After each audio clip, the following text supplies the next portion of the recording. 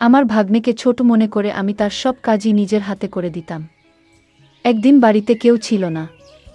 তখন হঠাৎ করে আমার ভাগ্নে তোয়ালে পেঁচিয়ে আমার ঘরে দৌড়ে এসে বলল, মাম আমি অনেক ব্যথা পেয়েছি। বলেই সে আমার বিছানায় শুয়ে পড়ল। সে বলল, মাম কি দেখছ? আমি ভাবলাম সত্যিই কিছু ঘটেছে, তাই তার কাছে গেলাম। কিন্তু যখন আমি তাকে দেখতে গেলাম, হঠাৎ করে সে আমাকে তার যে ছেলেটিকে আমি এতদিন নির্দোষ মনে করতাম, সে মুহূর্তের মধ্যেই এমন কিছু ঘটল যা আমি কল্পনাও করিনি। ১৯ বছর বয়সে আমার বিয়ে হয়। আমি অনেক সুন্দর দেখতে। বাইরে বের হলে সবাই আমার দিকে চেয়ে থাকত। মনে হতো তারা আমাকে কিছু বলতে চায়, কিন্তু আমি কাউকেই পাত্তা দিতাম না। বন্ধুরা রেডি থাকো, আজকের গল্পটা অনেক স্পেশাল হতে চলছে। দয়া করে গল্পগুলো ভালো লাগলে ভিডিওটি লাইক, শেয়ার এবং চ্যানেলটি সাবস্ক্রাইব করো প্লিজ। আমার বিয়ে হয়েছিল আমার থেকে অনেক বড় একজন মানুষের সাথে।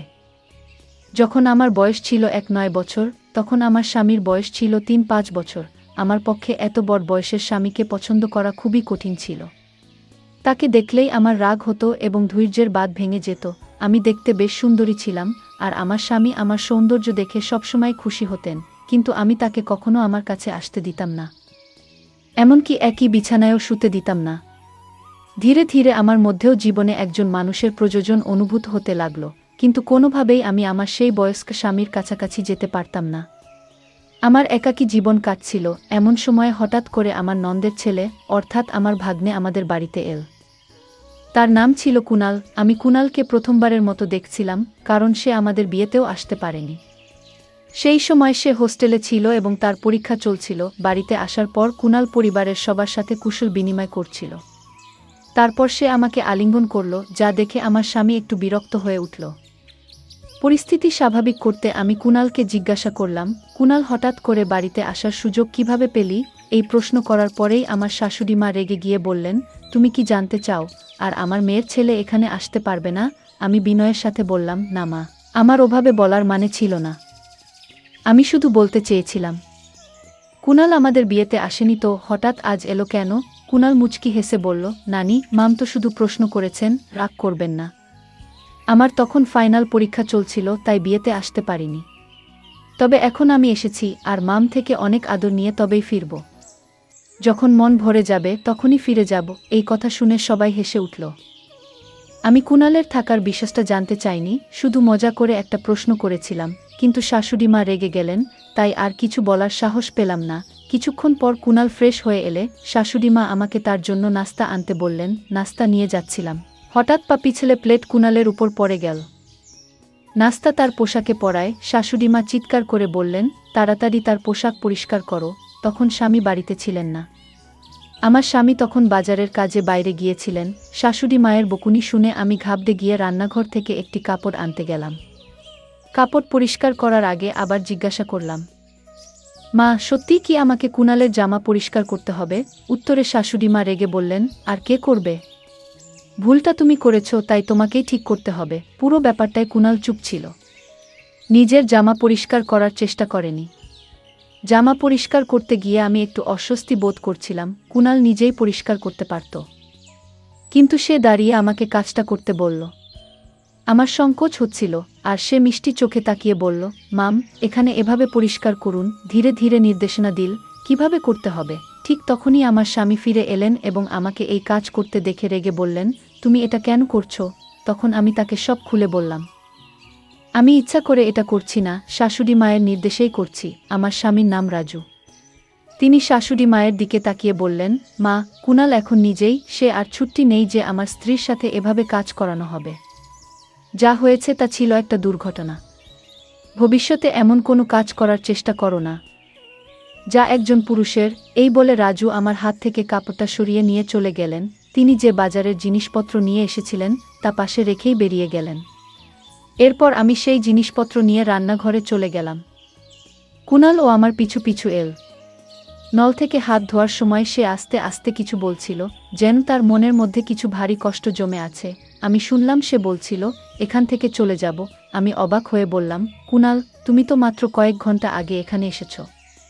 এত তাড়াতাড়ি চলে যাওয়ার কথা ভাবছ কেন?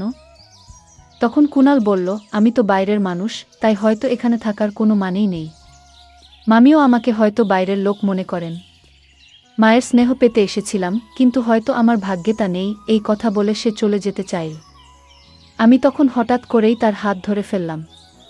হাতটা একটু জোরে টেনে ফেলায় সে আমার একেবারে কাছে চলে এল। তখন আমি দ্রুত তাকে সরিয়ে দিয়ে বললাম, দুঃখিত, আমি ভুল করে ফেলেছি কুনাল।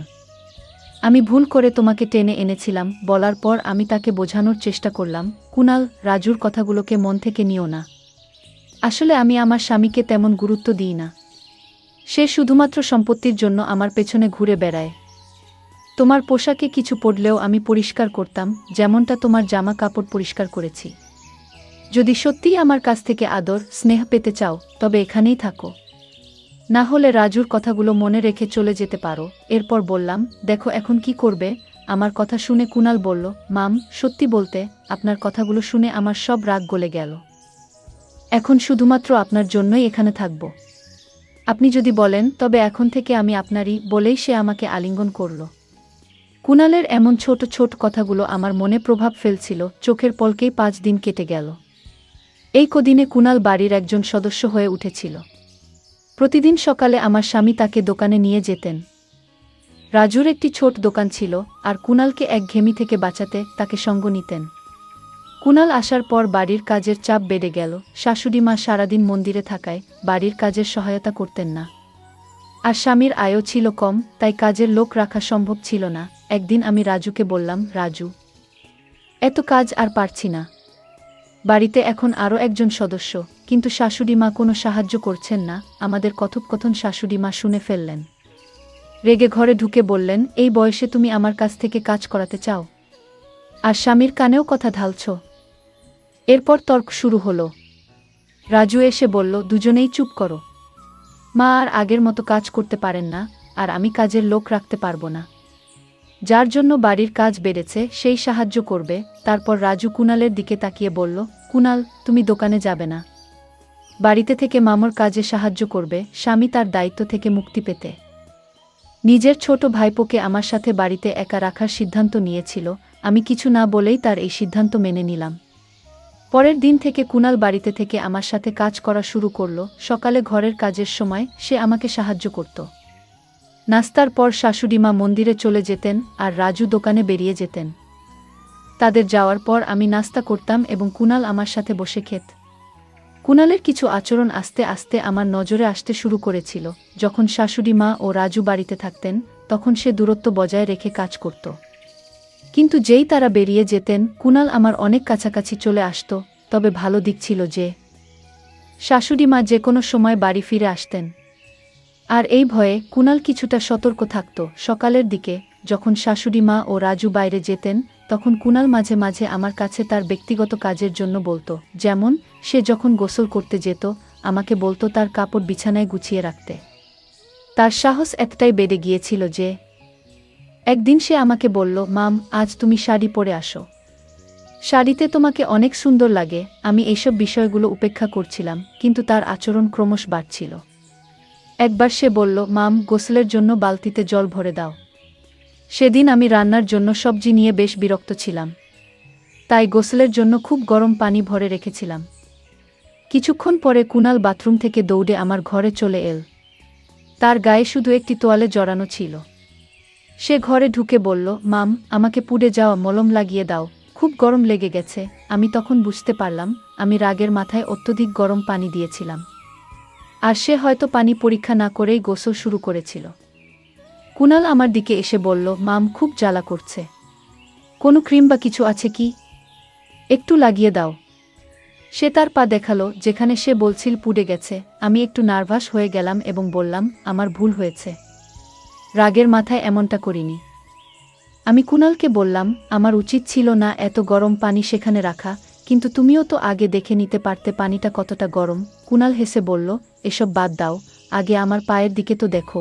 আমি তখন লজ্জা আর অস্বস্তিতে আস্তে আস্তে তার পায়ের তোয়ালেটা সরাতে লাগলাম। দেখি তার হাঁটুর উপরে কিছুটা জ্বলে গেছে। একজন তরুণ ছেলেকে এভাবে স্পর্শ করতে গিয়ে আমি একটু অস্বস্তিতে পড়ে গেলাম। তোয়ালেটা সরানোর আগে একবার কুনালের দিকে তাকালাম। তার চোখের চাহনি দেখে আমি একটু দূরে সরে গেলাম। তারপর বললাম, তুমি মিথ্যে অভিনয় করছো, তাই না? কুনাল বলল, মাম, আমি জানতে চাইছিলাম তুমি রাগ থেকে এটা করেছ। নাকি আমার জন্য চিন্তিত ছিলে? আমি তো শুধু তোমার সাথে একটু মজা করছিলাম। তার কথায় আমি রেগে গেলাম। হঠাৎ সে আমার হাত ধরে তার দিকে টেনে নিল আর চোখে চোখ রেখে বলল, মাম, আমি তোমার কাছে কেমন? তার প্রশ্নটা অদ্ভুত লাগলো। আমি বললাম, কুনাল, এটা তুমি কি করছো? আমি তোমার মাম, এটা ভুলে যেও না। আমার হাত ছেড়ে দাও, না হলে আমি তোমার মামার কাছে অভিযোগ করব। কুনালের প্রতিক্রিয়া ছিল, মামা আমাকে এখান থেকে বের করতে পারবেন না। তার এই কথায় আমি আরও অবাক হয়ে গেলাম। এরপর সে আমাকে আরও কাছে টেনে নিল, এতটাই কাছে যে আমি নিজের স্বামীর সাথেও এতটা ঘনিষ্ঠতা কখনো অনুভব করিনি। কুনালের এমন আচরণে আমি কিছুটা দুর্বল হয়ে পড়ছিলাম। ঠিক তখনই বাইরে থেকে শাশুড়ি মা জোরে ডাকলেন, বৌমা। সেই মুহূর্তে শাশুড়ি মায়ের কণ্ঠ আমার কাছে আশীর্বাদের মতো শোনালো। কারণ তার ডাকে আমি কুনালের হাত থেকে রেহাই পেলাম। শাশুড়ি মা আসার পর কুনাল আমাকে ছেড়ে কিছুটা দূরে সরে গেল। রাতে আমি মনে মনে সিদ্ধান্ত নিয়েছিলাম যে এই বিষয়ে আমার স্বামী রাজুর সঙ্গে কথা বলবো। শোয়ার আগে রাজু হঠাৎ বলল, তোমার তো এখন কাজের চাপ কিছুটা কমে গেছে, তাই না? কুনাল তো তোমাকে সহায়তা করছে, তাই তো? তখন আমি কিছু বলার আগেই কুনাল আমাদের ঘরে এসে ঢুকল এবং হাসতে হাসতে বলল, মামা, তুমি কেন ছোটদের মতো দুধ খাচ্ছ? আমি মজা করে উত্তর দিলাম, তোমার মামার শরীরে ক্যালসিয়ামের ঘাটতি আছে, তাই দুধ পান করেন। এতে কোনো সমস্যা আছে? এটা আমাদের ব্যক্তিগত বিষয়, তোমার এখানে থাকা জরুরি নয়। এরপর কুনালকে বাইরে যেতে বললাম। আমার এই কথায় আমার স্বামীর মুখে হাসি ফুটে উঠল। তারপর আমরা দুজনে ঘুমিয়ে পড়লাম। পরের রাতে আমি যখন রান্নাঘরে দুধের গ্লাস রাখতে যাচ্ছিলাম, তখন হঠাৎ কুনাল আমাকে টেনে তার ঘরে নিয়ে গেল।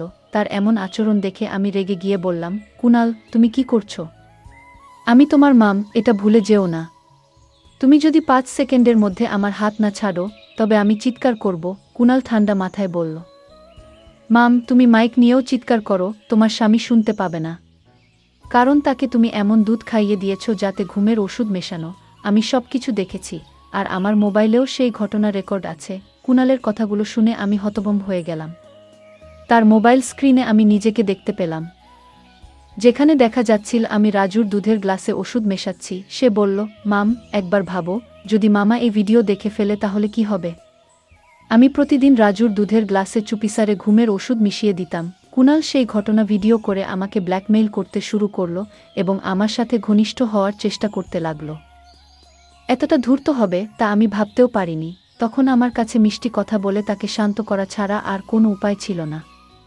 তাই আমি কুনালের কাছে গিয়ে তার গলায় হাত রেখে বললাম, কুনাল, আমি তো শুধু তোমার সাথে মজা করছিলাম।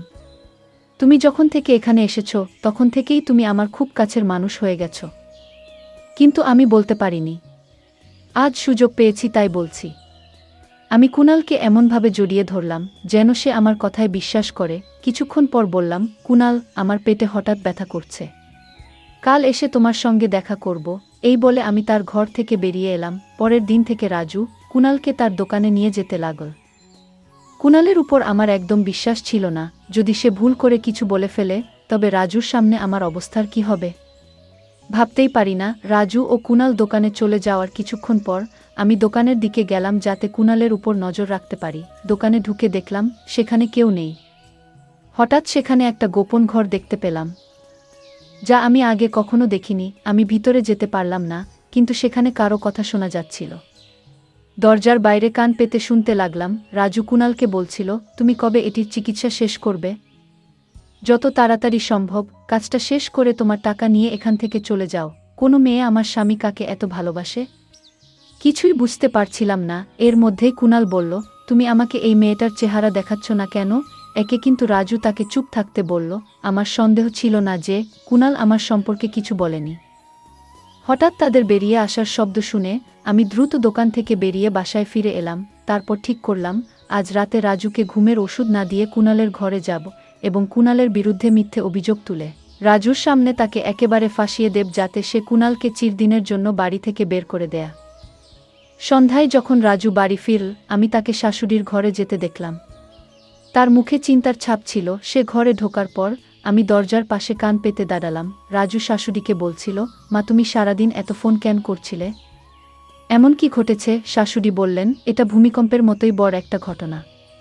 তোমার বিয়ের 1 মাস হতে চল, এখনো কোনো সুখবর পাওয়া যাচ্ছে না। তুমি কি ঠিক আছো নাকি? সন্ধ্যার পর শাশুড়ি আমাকে কিছু বলতে যাচ্ছিলেন।